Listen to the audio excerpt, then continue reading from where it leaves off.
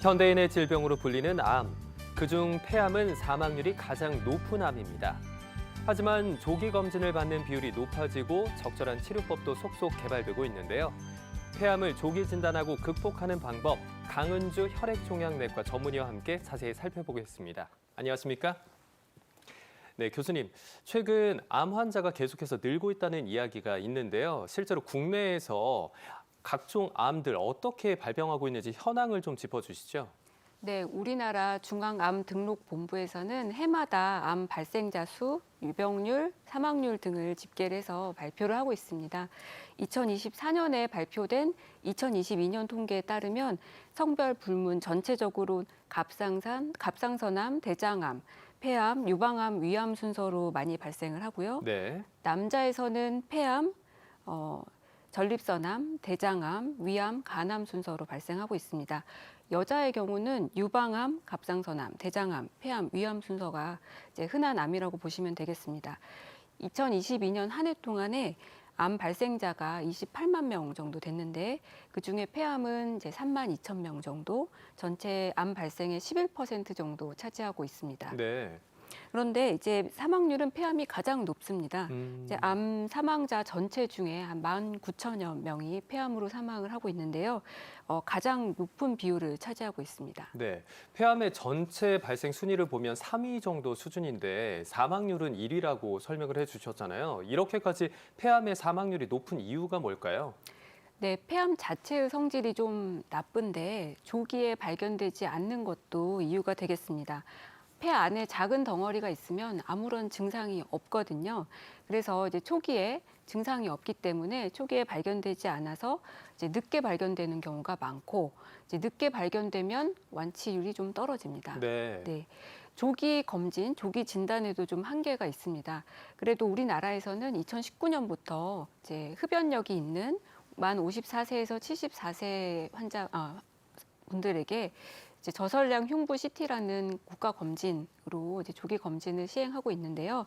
여기에 해당되지 않는 분들도 많기 때문에 이제 조기에 발견되지 않는 이제 이유가 사망률이 높은 이유가 되겠습니다. 네, 이런 다양한 이유 때문에 폐암의 사망률이 높다라는 설명을 해주셨는데 최근에 국민건강보험공단이 폐암 발생의 82%가 바로 흡연 때문이다라고 밝혔습니다. 자, 그런데 흡연이 물론 폐암을 발생시키는 가장 주요한 원인이 되겠지만 그 이외에도 기타 다른 요인이 있을 것 같아요. 네, 말씀하신 대로 흡연이 가장 중요한 이유가 되겠고 그 이외의 원인으로는 이제 여러 가지가 있습니다. 뭐 생활 환경이나 직업 환경에서 이제 노출된 이제 여러 가지 물질들, 기존에 갖고 계시던 만성 폐질환, 이제 만성 폐쇄성 폐질환이나 간질성 폐질환 이런 이제 폐질환 등이 원인이 되기도 하고요. 또 이제 담배 같은 경우는 특히 안에 발암 물질이 이제 섞여 있기 때문에 네. 이런 담배 연기를 오랜 기간 동안 내 폐 속으로 이제 집어 넣는 것이다 보니 폐 세포들이 영향을 받게 됩니다. 이제 생활 환경에서는 이제 라돈이라든지 또 이제 음식물 조리할 때 발생하는 이제 조리흉, 저희가 고온의 기름 연기인데요. 여기에 발암 물질들이 좀 섞여 있습니다. 네. 그래서 이런 물질들이 이제 오래 노출될 때 폐암이 발생하는 이유가 되겠습니다. 네, 그렇군요. 자, 그러면 일단은 제일 중요한 건 흡연을 하지 않는 것일 텐데요. 그런데 흡연을 하지 않는 비흡연자 중에서도 이렇게 폐암이 발생하는 분들이 있다고 들었습니다. 왜 그런 걸까요? 네, 이제 비흡연자에서도 폐암이 발생할 수 있습니다. 우리나라는 이제 아무래도 여성 환자분들이 이런 경우가 많으신데요. 여성 폐암 환자의 한 89%는 비흡연자라고 제가 추정하고 있습니다. 그렇군요. 네네. 근데 이분들이 왜 폐암에 걸리나 하는 이유를 이제 여러 가지로 조사를 해보고 있는데 이제 이 역시도 여기에도 여러 가지 이유가 있겠죠. 간접 흡연도 한 가지 이유가 되고 또 직업적으로 또 환경적으로 여러 가지 이제 안 좋은 물질이 노출되는 상황에 오래 네. 있을 경우가 또 되겠는데 특히 여자분들은 이제 음식물 조리할 때 발생하는 조리흉을 이제 오랫동안 흡입하는 경우가 많고 아무래도 이것에 대한 취약성이 남자보다 여자가 좀 더 취약해서 여자분들한테도 이제 흡연을 하지 않았음에도 불구하고 폐암이 생기는 것으로 보고 있습니다. 아무래도 가사 환경에서도 그런 위험에 노출될 수 네, 있다라는 그렇습니다. 설명인데, 네. 자, 그런데 폐암에도 종류가 딱 한 가지만 있는 건 아니라고 들었습니다. 어떻게 구분해 볼 수 있을까요? 네, 폐암은 이제 조직학적으로 소세포 폐암과 소세포 폐암이 아닌 비소세포 폐암으로 나눌 수가 있습니다. 네. 그 둘은 이제 성질이 조금 다르고요. 치료 방법도 약간의 차이가 있습니다. 소세포 폐암은 담배하고 아주 밀접한 관련이 있고 아주 크기가 빨리빨리 자라는 성질이 있고요. 비소세포 폐암은 그보다는 좀 더 다양한 세포 타입들이 섞여 있게 되는데 네. 이제 초기에 수술을 하실 수 있는 경우도 있고 또 항암 방사선 치료나 또는 항암 치료를 하게 되는 경우가 있어서 치료하는 방법에 있어서도 약간 차이가 있습니다. 그렇군요. 자, 그런데 앞에서 말씀해 주신 것처럼 폐암 같은 경우에는 초기 증상이 없고 또 진행이 된 이후에도 발견하기가 어렵다라는 말씀을 하셨잖아요. 어떤 증상이 딱 나타났을 때 내가 폐암이 아닐까 생각을 해볼 수 있을까요? 암이 발생시키는 증상은 결국 정상 장기를 누르거나 압박하거나 건드리거나 해서 오는 증상입니다. 그래서 이제 암이 생겼더라도 이런 문제가 전혀 일어나지 않는 곳에 있으면 알 수가 없게 되는데요.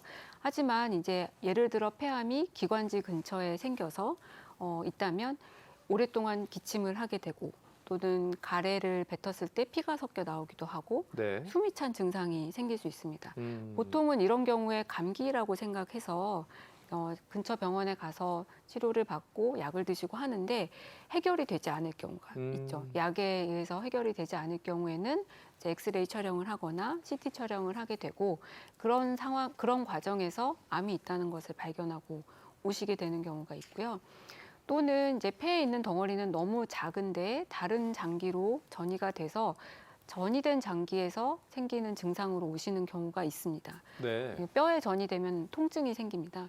그래서 이제 뭐 척추 뼈에 전이가 됐는데 허리가 아파서 이제 허리 아파서 치료를 받으시러 갔다가 결국에는 폐암이 뼈로 전이가 돼서 이런 문제가 생겼구나 하고 알게 되시는 경우도 있고 또는 이제 머리가 아파서 오셨는데 검사를 다 해보니 폐암이 뇌로 전이가 돼서 이런 증상이 생겼구나 해서 그런 식으로 이제 알게 되는 경우들이 있습니다. 아, 그러면 이미 암세포가 전이가 된 이후여가지고 많이 진행이 돼서 뒤늦게 알고 찾아오시는 분들이 많이 계실 것 같은데요.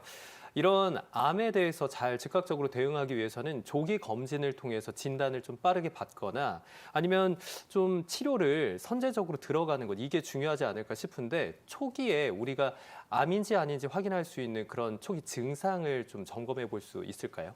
네, 말씀드린 대로 폐암이 이런 특별한 증상이 없습니다. 이런 증상이 나오면 폐암이다, 폐암을 의심할 수 있다 이렇게 얘기할 수 있는 증상은 없습니다. 그래서 어떤 증상, 예를 들어 호흡기계 증상, 기침이나 가래나 이런 증상들이 약을 치료를 받았는데도 약을 일정 기간 드셨는데도 해결이 되지 않고 악화가 된다. 그러면 사실 좀 더 정밀하게 영상 촬영을 한다든지 이런 좀 정밀한 검사를 빨리 받아보시는 것이 좋습니다. 네, 그런데 사람들 사이에서는 뭐 핑거 클로빙이라고 해서 폐암 신호다라는 이야기가 있던데 이 핑거 클로빙이라는 건 뭔가요?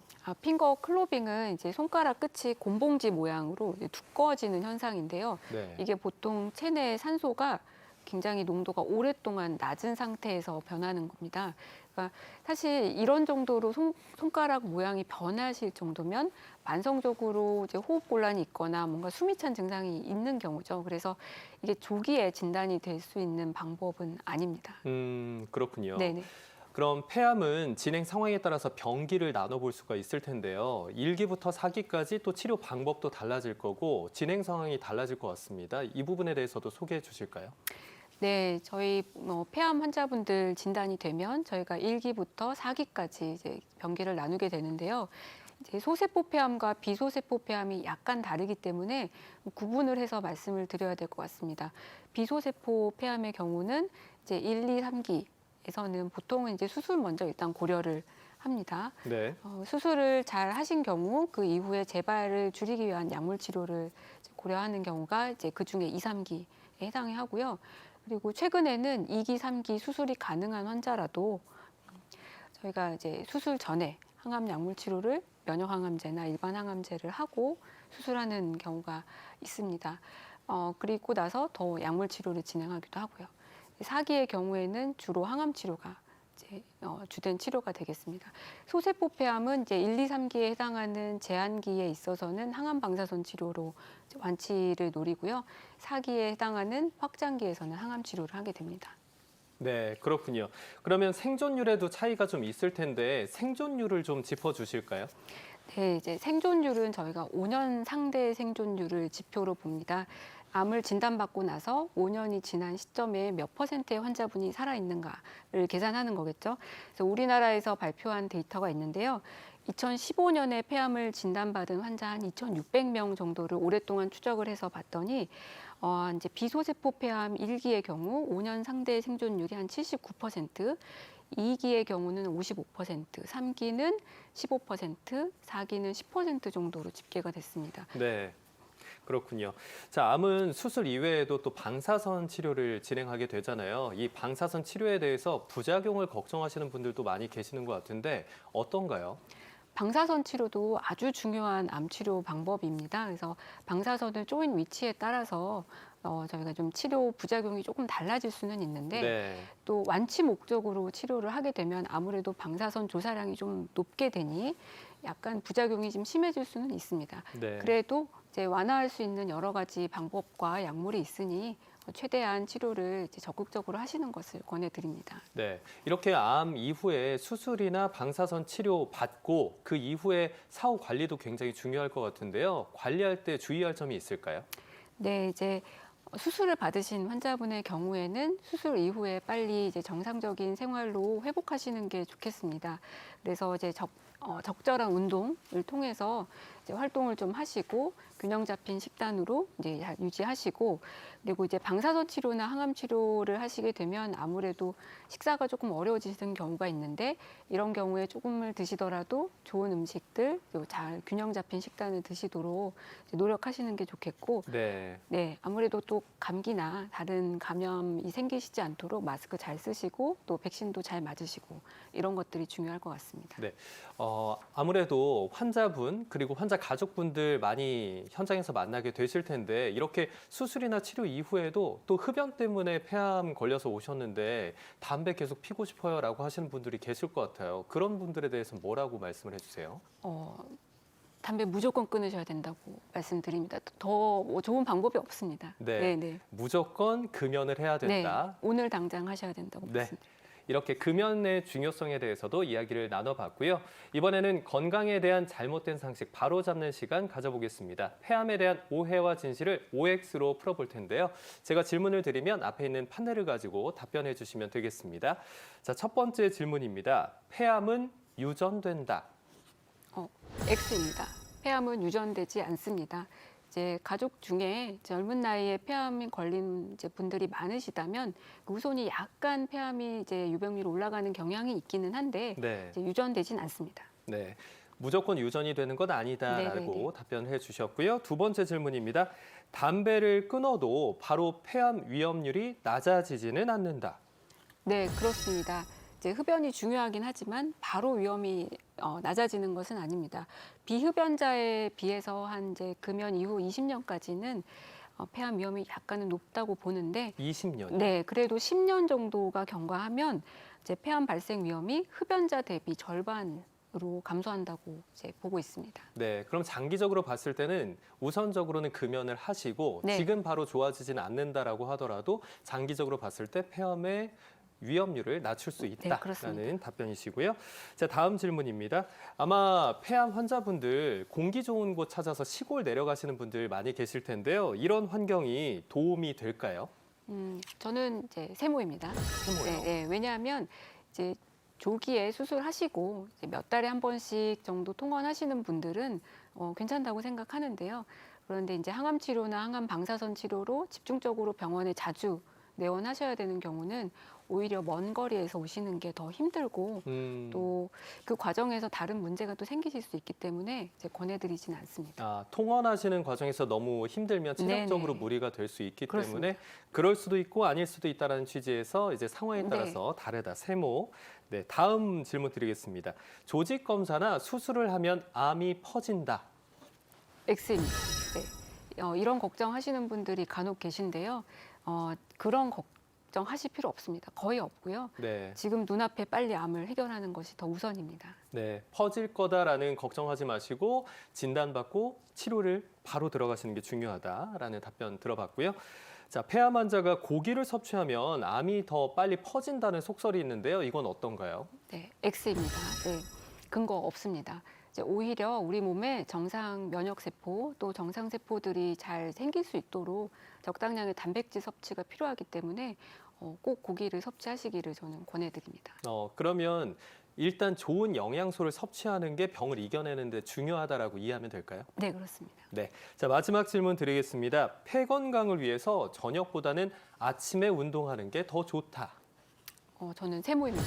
네, 아무래도 공기 질이 새벽에 좀 나쁠까 봐 걱정하시는 분들이 계신 것 같은데요. 이제 새벽에 공기 질 문제도 있겠지만 제가 봐서는 새벽에 이제 신체 리듬이나 이제 반응이 오히려 좀 떨어진 경우가 있기 때문에 네. 운동을 하다가 다치시거나 이제 이런 문제들까지 좀 고려를 해서 생각하셔야 될 것 같고 공기 질이라든지 기온이라든지 이런 문제가 사실 큰 문제가 안 된다면 저는 시간이 그렇게 중요하진 않을 것 같습니다. 네, 부수적인 안전사고의 위험도 고려하고 네네. 운동을 하는 게 좋겠다라는 말씀까지 들어봤고요. 이번에는 폐암 예방은 물론이고 폐 건강을 지키기 위한 건강 솔루션 시작해 보겠습니다.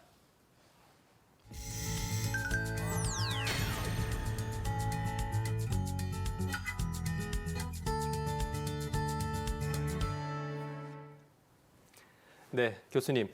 요즘 암 예방을 위해서 이 식단이 좋다, 또 저 음식 먹는 게 좋다, 너무나도 많은 이야기들이 있고요. 또 온라인에서는 여러 가지 속설들이 미신처럼 돌아다니는 경우도 많습니다. 사실 우리의 건강을 지키기 위해서 좋은 식단을 잘 챙기는 것도 필요할 텐데요. 어떤 음식을 먹는 게 폐암을 예방하고 또 폐 건강을 지키는 데 중요할까요? 네, 폐암을 예방하고 또 폐를 좋게 만드는 확실한 식단은 없습니다. 네, 네. 없습니다. 그래서 너무 스트레스 받지 마시고 균형 잡힌 식단으로 좋아하시는 음식을 즐겁게 드시면 됩니다. 저는 나쁜 것을 취하지 않는 게 훨씬 중요하지 좋은 걸 더 골라 드시는 게 중요하다고 말씀드리지는 않거든요. 네.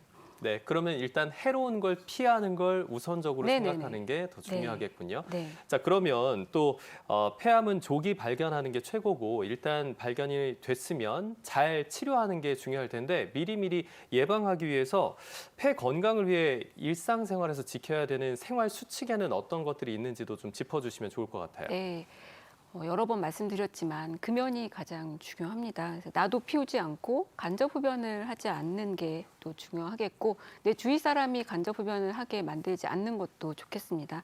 그리고 이제 화학 물질이나 미세먼지, 여러 다양한 가루, 안 좋은 물질들이 이제 날리는 작업 환경에 계신다면 꼭 마스크를 쓰셨으면 좋겠고 이제 집에서 요리하실 때나 또는 이제 음식 사업장 이런 데서도 조리흠이 아무래도 폐암을 일으킬 수 있는 한 가지 원인이 되다 보니까 환기를 잘 시키셔서 이제 나쁜 물질을 오랫동안 흡입하지 않도록 하시는 게 중요할 것 같습니다. 네, 결국에는 폐에 좋지 않은 공기를 흡연하지 않는 것이 가장 중요하다라는 말씀으로 들리네요. 자, 이렇게 새해 금연 계획하신 분들도 많이 계실 텐데요. 금연이야말로 그 어떤 치료제보다 강력한 항암 효과가 있는 명약입니다. 금연과 조기 검진으로 여러분의 폐 건강 잘 지켜내시길 바라겠습니다. 지금까지 강은주 혈액종양내과 전문의와 함께했습니다. 오늘 말씀 고맙습니다. 네, 다음 시간에는 겨울만 되면 혈액 수급 비상 상황이 반복되곤 하는데요. 그래서 헌혈에 대한 이야기를 나눠볼까 합니다. 관련해서 궁금한 사항을 건강 365 코너 댓글란에 달아주시면 전문의와 함께 자세히 소개해드리겠습니다. 다음 시간에도 많은 기대 부탁드립니다.